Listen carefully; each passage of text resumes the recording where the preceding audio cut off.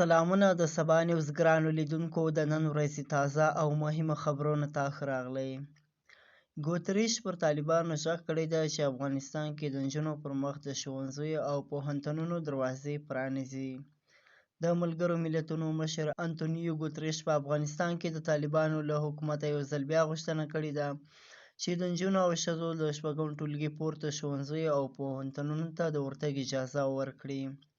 ښاغلي ګوتریش چې د امریکا په نیویارک کې د افغان ښځو له یوې ډلې سره په ناسته کې خبرې کړې دي،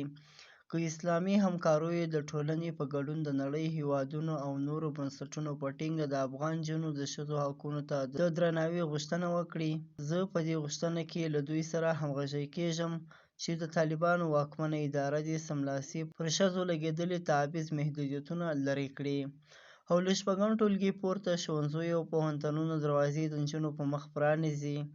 په افغانستان کې د طالبانو له بیا واکمنېدو وروسته له 6 ټولګي پورته نجونو ښوونځیو او پوهنتونونو ته د تګ اجازه نه لري.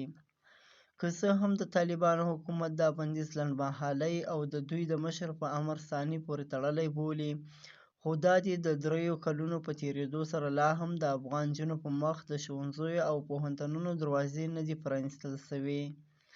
د ملګرو ملتونو مشر په تازه څرګندونه کې ویلي دي چې په افغانستان کې ښځې او نجونې له ژور جنسیتي تبعیض او ځپنې سره مخ دي او په وینا یې د طالبانو حکومت د امر بالمعروف نوي قانون له عام ژوند څخه د ښځو سیستماتیکي بې برخې کېدونکي ته رسمیت ورکوي. د طالبان حکومت تېره میاشت د امر بالمعروف په نامه یو قانون توشیح کړ چې له مخې یې د ښځو پر غږ هم بندیز ولګاوه، چې په وینا یې د ښځو غږ عورت یا ستر دی او قرائت، نعتونه او سندرې په لوړ اواز نشي ویلی.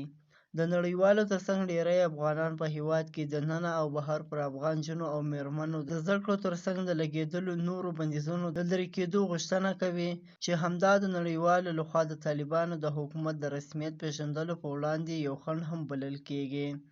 نړیوالې ټولنې دا بندیزونه بشري حقونو تېری بللی، خو طالبان د ښځو او نجونو د حقونو مسله کورنۍ بولي. دا و د نن ورځې تازه او مهم خبرونه. سبا نیوز سبسکرایب کړئ او له نورو ملګرو سره هم شیر کړئ.